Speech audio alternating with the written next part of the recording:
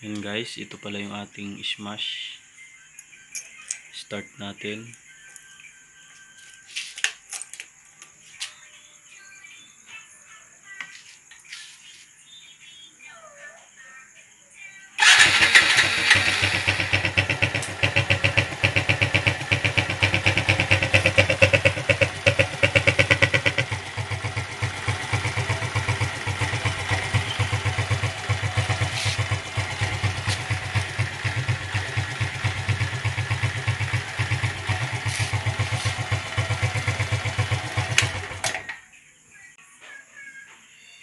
Start ulit natin, isa pa.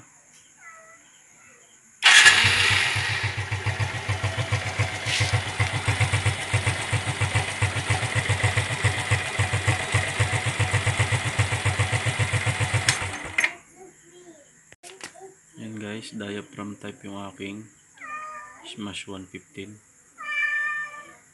Ngayon guys, magpapalit tayo ng carburetor na piston type. Yan, may carburetor ako ng Shogun 125. Yan. Yun ang ating ipapalit dito guys. Kaya ako pala siya papalitan guys. Medyo kapag malamig yung ating motor, hard starting siya. Kung hindi natin gasolinahan, hindi siya mag-start yung ating motor guys. Tsaka delay siya guys. Yung ganitong diaphragm type guys, kailangan niya ng mainit na yung makina bago siya gumanda yung kanyang hatak. Delay guys kapag bagong start siya.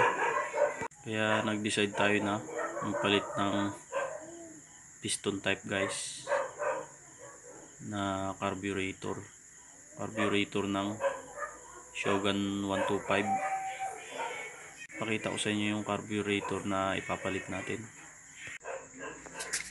Ito pala guys yung ating ipapalit sa ating smash 115. Yan, ito yung carburetor guys. Yan,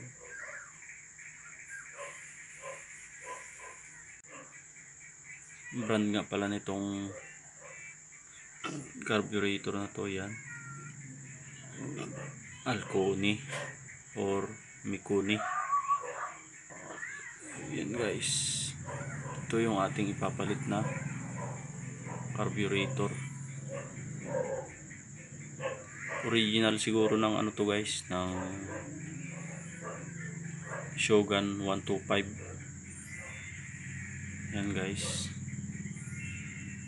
kasi naghanap ako sa online nito, wala akong makita na ganitong klase guys. Yan, yan yung kanyang brand. Tsaka mabigat siya guys, talagang solid yung ating carburetor. Yan guys, ito yung ipapalit natin kay smash 150 natin. Yan, tingnan natin kung anong maging performance nito guys, kung delay ba o hindi na, kung matakaw o matipid din kapag ito yung ating carburetor. Yan,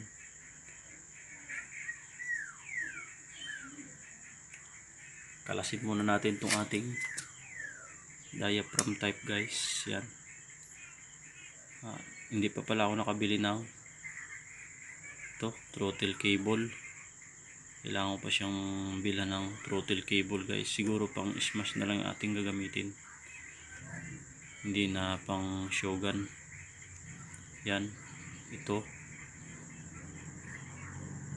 na rin yung isasalpak natin guys, kasi isang lang naman sila. Yan, pareho lang naman sila ng design guys. Yan, ito yung sa choke.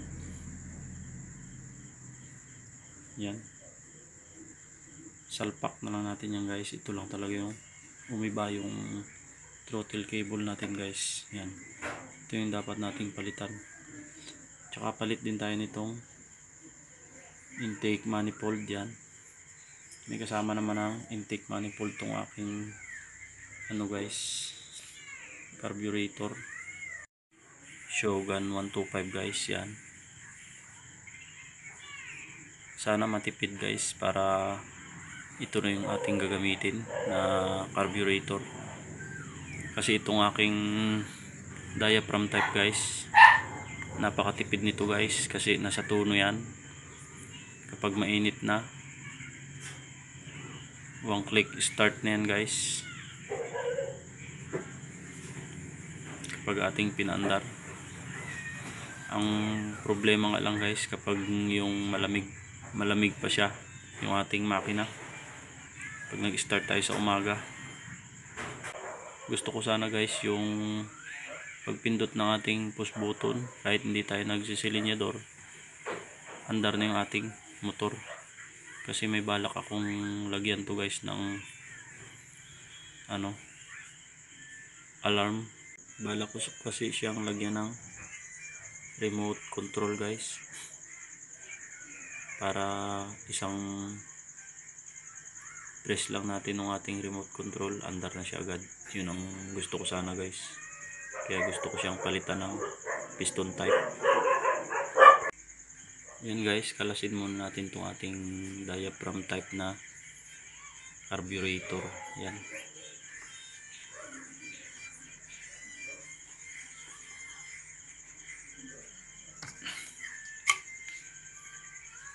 sana maganda yung performance nito guys, para ito na yung aking gagamitin. Yan, sa mga balak magpalit ng carburetor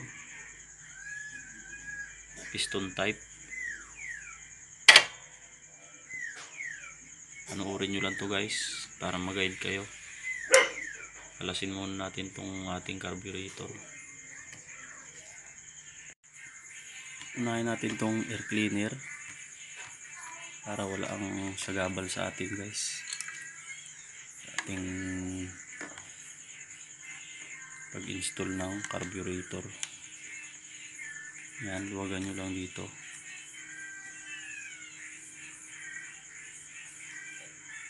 Tsaka ito, tanggalin natin to guys.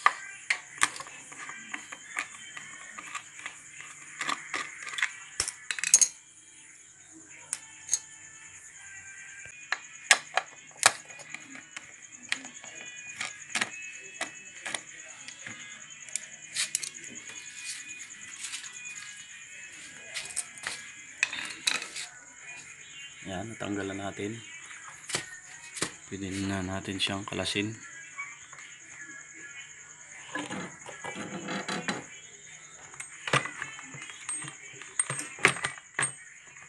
Yan.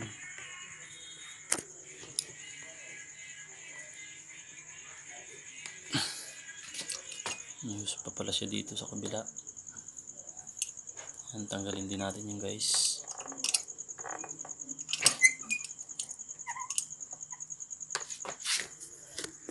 Tsaka pag ilalabas nyo itong ating air cleaner, doon din sa kabila guys.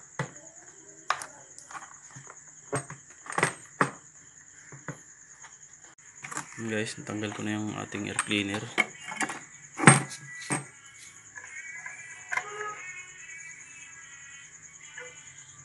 Yan. Matipid naman siya guys, yung ating diaphragm type. Yung inaayawan ko lang talaga sa kanya, delay siya guys.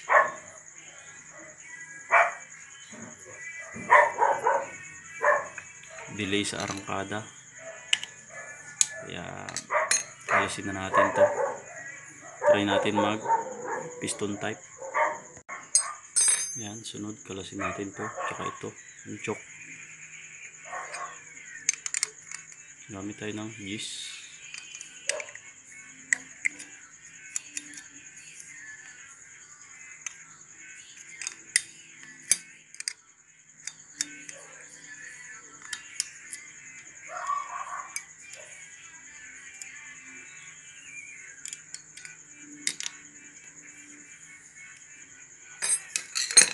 Tsaka itong choke, tanggalin natin.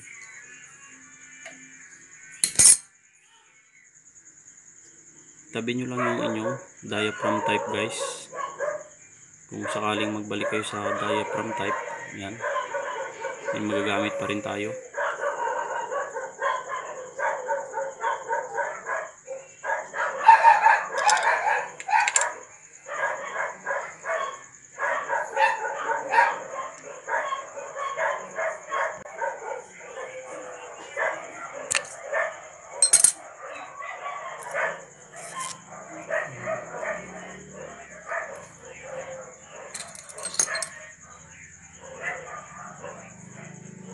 Yan, sunod natin yung 2 bolt dito guys.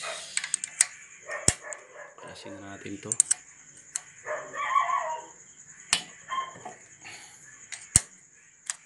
Kasi papalitan din natin siya ng intake manifold.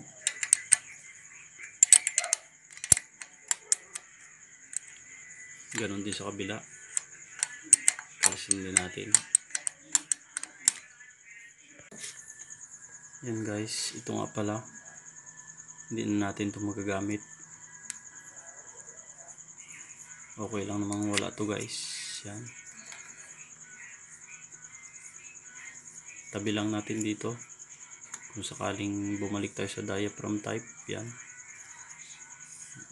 salpak lang ulit natin.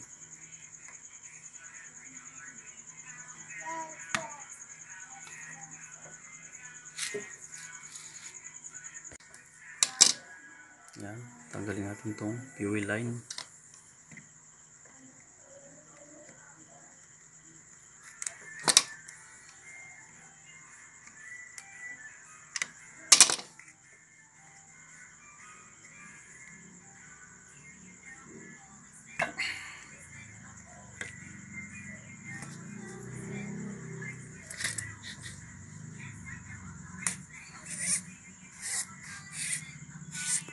Yan guys, sa mga may balak mag piston type,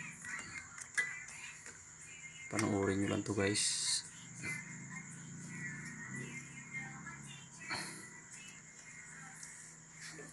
At least may idea na kayo kung paano gagawin. Ayan, tanggalin din natin ito isang bolt dito. Oh, tigas. Ngayon pa lang ito mababaklas guys. First time pa lang ito mababaklas.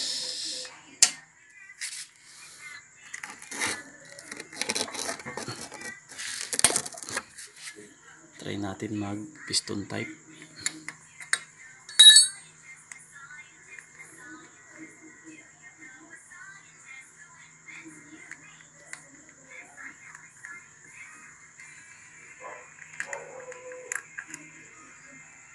Yan, nakalas ko na guys.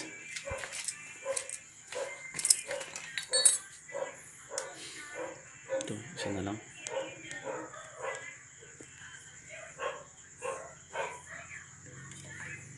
Yan nga guys, at nakalas ko na yung ating diaphragm type na carburetor. Yan.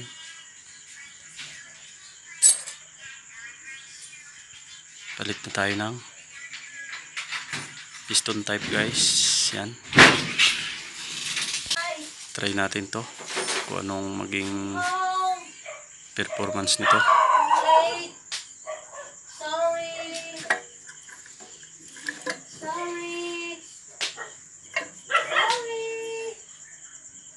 Tara guys, salpak na natin. Bago nyo nga pala maisalpak itong ating carburetor ng pang Shogun, kailangan nyo luwagan tong mga bolt dito or tanggalin natin to guys. Yan, isod natin, i-atras lang natin guys. Atras lang natin ng kaunti guys para hindi siya tumama dito guys. Yan, tara, install na natin.